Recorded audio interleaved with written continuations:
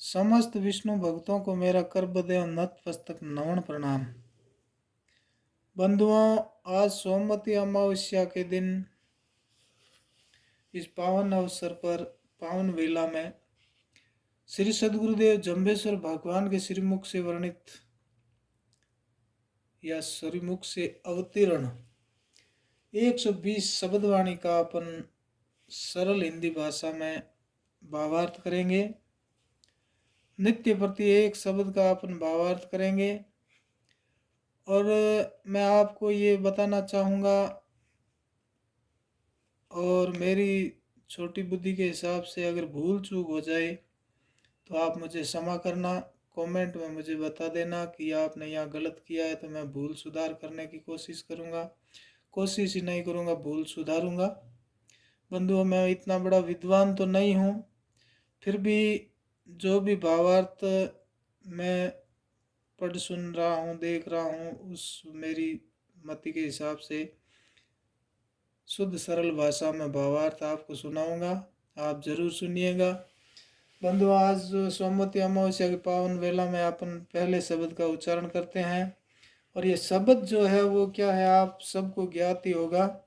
शब्द वो चीज़ है जो जिज्ञासु लोगों ने भगवान से सवाल किए थे, उसका जवाब शब्द रूप में दिया था गुरु महाराज ने। परमपिता परमेश्वर श्री सद्गुरुदेव जम्बेश्वर भगवान ने बहुत ही बड़े बड़े घमंडी और पाखंडी लोगों को ज्ञान अपने शब्द रूपी तलवार से प्रहार करके उनके सारे संकट दूर किए और उनके घमंड को चूर किया और सदमार्ग पर लाए थे। तो पहला शब्द है वो गुरु महाराज जब 7 वर्ष की उम्र मतलब 7 वर्ष के हो गए थे तब सुनाया गया था और वो एक पुरोहित को सुनाया गया था। पुरोहित बहुत ही पाखंडी था और इधर उधर पैसे लूटने, धन हड़पने के लिए ऐसी वैसी सिद्धियां करता था, जिससे लोगों को गुमराह करके पैसे ऐंठता था। और जब भगवान 7 वर्ष के हो गए तब तक वो मौन रूप में थे, तो इधर उधर के लोग बोलते थे कि लॉर्ड जी तो बहुत कंजूस है, इस बच्चे पर पैसे खर्च करना नहीं चाहते हैं और यह बच्चा अभी तक बोलता नहीं है क्योंकि इसके ऊपर देवी का कोप है, बड़े बड़े देवता रुष्ट हो चुके हैं, अब इसका कुछ उपाय करना चाहिए। तब हंसा देवी ने कहा कि इधर उधर के ताने सुनकर कहा लॉर्ड जी से कि महाराज ये बच्चा 7 साल का अपना बालक हो गया है, अभी तक बोल नहीं रहा है, इसीलिए आप कुछ इसके लिए जतन करो। तब लॉर्ड जी महाराज ने कहा कि मैं एक ब्राह्मण है, पुरोहित है, उसको लेकर आता हूँ और उससे इस बच्चे के लिए कुछ जतन करवाता हूँ, यानी कि इसकी जो भी समस्या है उसका हल करवाता हूँ। तब लॉर्ड जी गए। पूर्व देश निवासी उस पुरोहित ने आकर अति शीघ्र ही करने के गए और उस पुरोहित को लेकर आए। पूर्व देश निवासी उस पुरोहित ने आकर अति शीघ्र ही ठीक करने का उपाय प्रारंभ किया। पुरोहित ने सबसे पहले तो पूरे घर के आंगन को गऊ के गोबर से लिपवाया, उसके बाद चौमुखा दीपक बत्ती लगाकर घृत भरकर रखवाया। खुद रेशम के आसन पर बहुत ही ऊंचा बैठा और गुरुदेव जम्बदेव जी यानी बालक रूप जमदेव जी भगवान को भूमि पर बैठाया और देवी का जाप करने लगा। चुन चुन कर उड़द श्री गुरुदेव जम्बेश्वर भगवान के ऊपर फेंकने लगा और दीपक जलाने की कोशिश करने लगा। ज्यों ज्यों दीपक जलाता त्यों त्यों बुझ जाता था। इस प्रकार करते हुए आधा दिन बीत गया। तब वह पुरोहित कहने लगा कि इस बालक पर तो कोई जबरदस्त देव रूठा हुआ है, यदि ये दीपक जल जाए तो मैं इस बालक को ठीक कर सकता हूँ। तब जमदेव जी भगवान वहां से उठ गए और उठकर कच्चे सूत का धागा लिया और कुमार के घर से एक कच्चा करवा यानी कि घड़ा छोटा कलशा लेके आए और कुएं से पानी भरकर लेके आए। उसी कच्चे धागे से उस कलश को बांधकर और कुएं से पानी सींच कर लाए और उस पानी से दीपक भर करके और गुरु महाराज ने ओम शब्द का उच्चारण किया और ये वह सारे दीपक जल उठे, यानी कि ओम शब्द के साथ चुटकी बजाई, सारे दीपक जल उठे। जो भी जल से भरे हुए दीपक थे, घृत से नहीं। तब वो ब्राह्मण समझ गया कि ये कोई छोटा बालक, मामूली बालक नहीं है, ये बहुत ही पहुंचा हुआ पुरुष, या यूं कह सकते हैं कि ये कोई भगवत स्वरूप ही अवतरित हुए हैं। तब सारे लोग और ये जो ब्राह्मण था वो उठकर भगवान श्री गुरु जम्बेश्वर के बालक रूपी जम्बेश्वर जी के श्री चरणों में गिर गए और बोले कि हे महाराज, हमें प्रार्थना करने लगे कि हे देव, मुझे कुछ सन्मार्ग संबंधी वार्ता बताई जिससे मेरा आवागमन मिट जाए। तभी सभी लोगों के सहित पुरोहित जी के प्रति यह प्रथम शब्द भगवान गुरु जम्बेश्वर ने अपने श्रीमुख से सुनाया। आप भी सुनिए और हम भी सुनते हैं। बहुत ही अच्छा शब्द है, बहुत ही चमत्कारिक शब्द है, गुरु के प्रति बहुत ही समर्पित शब्द है। इसलिए बंधुओं, आप ध्यान लगाकर सुनो। ओम गुरु चीन पुरोहित गुरुमुख धर्म बखाणी। ओम यह परम पिता परमात्मा सर्वेश्वर अनादि निराकार भगवान विष्णु का ही परम प्रिय नाम है। ओम क्या है? परम पिता परमात्मा का ही एक नाम है। नाम से ही नामी का ज्ञान होता है। सर्वप्रथम सृष्टि के आदि काल में तो गुरु महाराज कहते हैं परम सत्ता ओम नाम से ही जानी जाती थी। आदि काल में सिर्फ ओम नाम से ही सब कुछ जाना जाता था। उसके बाद समय बीतने के बाद वही सत्ता राम, श्री कृष्ण, श्री शिव और आदि नामों से, विष्णु नामों से जाने लगा। तब वह परमात्मा अति प्रसन्न हो।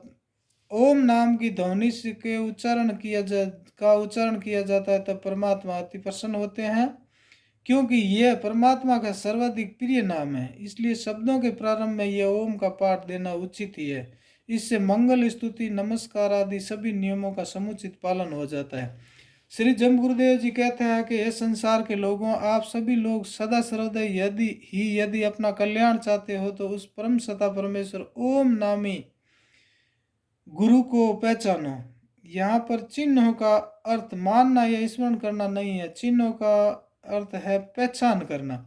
गुरु की पहचान कर सद्गुणों द्वारा ही गुरु की पहचान कुछ सद्गुणों द्वारा ही हो सकती है। वे सद्गुण आगे बताए जाएंगे। हे पुरोहित, तुम भी गुरु को पहचान तथा गुरुमुखी होकर सद्धर्म का उपदेश कर तथा मनमुखी पने का परित्याग कर, क्योंकि गुरुमुख से निकला हुआ वचन सदा धर्म की ओर ले जाने वाला ही होता है। जो गुरु वास जय सीले शब्दे नादे वेदे ती गुरु का आलिकार पिछाणी। सहज स्वभाव से शील व्रतधारी, शब्द विद्या का ज्ञाता, अनहद नाद ध्वनि का श्रोता व संपूर्ण वेदों का ज्ञाता तथा वक्ता यदि गुरु है तो उस गुरु के ये गुण अलंकार ही होंगे। उन अलंकारों से विभूषित गुरु की पहचान कर लेना। गुरु कैसे चाहिए? सहज स्वभाव से शील व्रतधारी, शब्द विद्या का ज्ञाता, अनहद नाद ध्वनि का श्रोता, वह संपूर्ण वेदों का ज्ञाता तथा वक्ता यदि है गुरु है तो उस गुरु के ये गुण अलंकार ही होंगे। उन अलंकारों से विभूषित गुरु की पहचान कर लेना। वास्तव में इन विशेषणों से युक्त ही सदगुरु होता है। इनके बिना सदगुरु की कल्पना भी नहीं की जा सकती। सब दर्शन जी के रूपण तापण संसार बर्तन निज कर तर प्यास हो गुरु प्रत्यक्ष जानी। भारतीय आस्तिक ऋषियों द्वारा रचित न्याय, सांख्य, मीमांसा, सिख, योग, वेदांत, ये 6 दर्शन जिस परमात्मा स्वरूप सदगुरु के संबंध में अति विस्तार से वर्णन करते हैं, इन्हीं 6 शास्त्रों में जीव, ईश्वर और जगत के बारे में अति सूक्ष्मता से वर्णन हुआ है। इस संसार रूपी घट को जिस सदगुरु रूप परमात्मा ने अपने ही हाथों द्वारा बनाया, उसी सदगुरु को हे पुरोहित यहाँ पर प्रत्यक्ष देखकर पहचान। अब उसको प्रत्यक्ष देखकर पहचान करने की बात कर रहे हैं। जी के खर तर गोठ नीरो तर बाचा रैया रुद्र समाणी। गुरु आप संतोषी अवरा पोखी तत्व महारस वाणी। जिस परमात्मा स्वरूप गुरु के बारे में विचार करते हुए अच्छे अच्छे विद्वानों की संगोष्ठियां भी चुप हो जाती है, अपनी सामर्थ्य अनुसार विचार कर लेने के पश्चात वेद की ध्वनि का अनुसरण करती हुई नेति नेति कहते हुए शांत हो जाती है, क्योंकि वह परमात्मा वाणी का विषय नहीं है। अनुभव गम्य विषय को वाणी प्रकट नहीं कर सकती, क्योंकि वह परमात्मा रुद्र रूप से सर्वत्र समाया हुआ है। जिस प्रकार शरीर में रुधिर समान रूप से सर्वत्र है, उसी प्रकार से वह चेतन ज्योति भी सर्वत्र सामान्य रूप से समाई हुई है। जिस प्रकार शरीर में खून के एक एक कतरा हर जगह है, उसी प्रकार भगवान की चेतना भी हर रोम रोम में समाया हुआ है। गुरु आप तो स्वयं संतोषी है ही, अर्थात कभी किसी से कुछ भी लेने की इच्छा नहीं रखते, क्योंकि वह तो संपूर्ण जीवों का पालन पोषण करने वाले होते हैं तथा जीवों के पास देने को कुछ होता भी नहीं है, केवल अहंकार ही है। अपनी निजी संपत्ति है, उसे ही हम समर्पण कर सकते हैं, यही सच्चा त्याग हो सकता है। तथा सदगुरु की वाणी तत्व को बताने वाली होती है। महारसीली वाणी मीठी वाणी होती है, श्रोता को अमृत पान कराते हुए वे अजर अमर कर देते हैं। सदगुरु होते हैं वो भगवान, मीठी वाणी से श्रोता को अजर अमर कर देते। के अलिया वासण होता सणता में खीर दूही जूं। इस विशाल संसार में कुछ लोग कच्चे मटके की तरह होते हैं। कैसे? कच्चे मटके की यानी उसमें दूध पानी नहीं रुक सकता, अर्थात जिनका अंतःकरण कभी अभी मलिन है, उनके ऊपर ज्ञान की बातें असर नहीं करती है। कच्चे घड़े में पानी रुकता हो तो मलिन बुद्धि वालों के अंदर ज्ञान रुकता हो। गुरु महाराज आगे कहते हैं, किंतु वही मटका जब अग्नि के संयोग से पक जाता है, तब उसमें दूध दुआ जा सकता है, क्योंकि पकने के पश्चात दूध ठहरने की, पानी ठहरने की योग्यता उस बर्तन में आ जाती है। ठीक उसी प्रकार से इस अमृत में वाणी रूपी अग्नि का संयोग मूढ़ जनों के अंतःकरण से होता है, तब वे भी मलिनता को त्याग कर ज्ञान रूपी अमृत को धारण कर लेते हैं। इसीलिए हे पुरोहित, मलिनता को त्याग कर सदगुरु वाणी पर ध्यान कर, श्रवण कर, मनन कर, निधि ध्यासन कर परमात्मा का दर्शन होता है। रसवन गो रस घिया न लियो तादु धन पाणी, गुरु धायर ज्ञानी तोड़त मोहा अति कुरसाणी, सीजत लोहा पानी छल तेरी खाल पखाला, सतगुरु तोड़े मन का साला। जैसे दूध से मक्खन घी निकाल लेने पर पीछे छाछ ही रह जाती है, न तो उसको आप दूध ही कह सकते हो, न ही उसे जल कह सकते हो, ठीक उसी प्रकार से ही मानव के अंदर रसोवेश है, वह रसमय आत्म ज्योति है, किंतु उसका साक्षात्कार नहीं होता है, तो वह मानव छाछ की तरह रसहीन है। न तो आप उसे अपने मूल स्वरूप स्वभाव में स्थिति कह सकते हो, क्योंकि वह तो स्वरूप को भूल चुका है, और न ही उसे आप रस विहीन भी कह सकते हो, क्योंकि उस आनंद में रस से तो वह ओतप्रोत मतलब भरा हुआ सराबोर है, लेकिन ज्ञान नहीं है। किंतु वह रस अब तक उसे प्राप्त नहीं हुआ है, तो हम उसे गोरस ही कह सकते हैं। इसलिए ज्ञानी गुरु का ध्यान कर, वह तेरे मोह का बंधन तोड़ देगा। जिस प्रकार से खुरसानी पत्थर कठोर लोहे के लगे हुए जंग रूपी मेल को काट देता है, ठीक उसी प्रकार उसे शुद्ध पवित्र कर देता, ठीक उसी प्रकार से ही तुम्हारे जंग रूपी मोह को सद्गुरु ही काट सकते हैं। हे मानव, हे पुरोहित, यह तेरा पंच भौतिक शरीर चमड़े की बनी हुई पखाल की तरह ही है, क्योंकि उस पखाल में भी पानी भरा जाता है तथा ऊंट के पीठ पर लाद करके जब ले जाते हैं तो वह छलकती है। ठीक उसी प्रकार से ही तुम्हारा शरीर भी पानी से भरा हुआ है, तुम्हारे चलने फिरने पर यह भी छलकता है। जिस प्रकार से पखाल में छोटा छेद हो जाता है तो संपूर्ण जल निकल जाता है, उसी प्रकार से तुम्हारा शरीर भी फूट जाएगा, तो पांचों तत्व स्वीक्य ही स्वरूप में विलीन हो जाएंगे। यह देह मृत हो जाएगी, देह ही अपने कर्मानुसार अन्य शरीरों में गमन करेगी। मानसिक दुख को सदगुरु ही मिटा सकते हैं, तब मानसिक दुखों की सदा सर्वदा निवृत्ति हो जाएगी, तो कायिक आदि दुख को स्वतः ही निवृत्त हो जाएंगे। हे पुरोहित, सदगुरुदेव ही हैं जो मानसिक दुखों को मिटा सकते हैं, सदा सर्वदा से निवृत्त कर सकते हैं, और काया के दुख सदगुरु के सुमिरन से ये कायिक दुख स्वतः ही निवृत्त हो जाएंगे।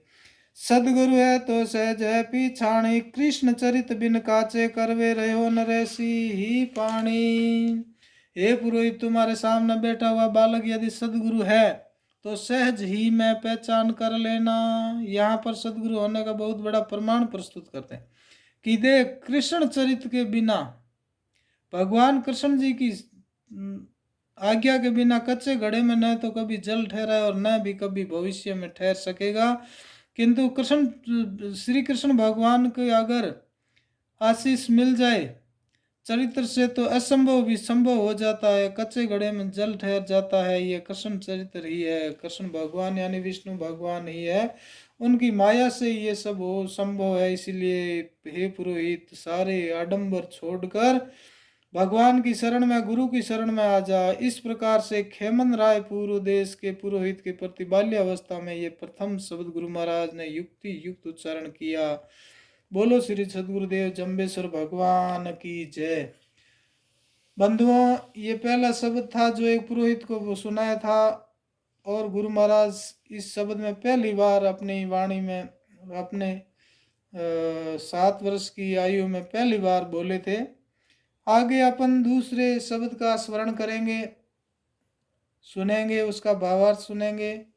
उससे पहले आप मेरे YouTube चैनल पर नए हैं तो इसको सब्सक्राइब करें, अन्य बंधुओं को सुनने के लिए शेयर करें और लाइक भी करें। मैंने मेरी मति से थोड़ा श्रवण करवाया है आपको भावार्थ। कोई भूल चूक त्रुटि हो तो मुझे क्षमा करना, कोई मेरे कमेंट में आप मुझे बताना ताकि मैं भूल सुधार कर सकूं। बंधुओं, ये शब्दवाणी भावार्थ मेरा YouTube चैनल है, इसको लाइक सब्सक्राइब और शेयर जरूर करें। ओम विष्णु, ओम विष्णु, ओम शांति, ओम आनंद, ओम आनंद।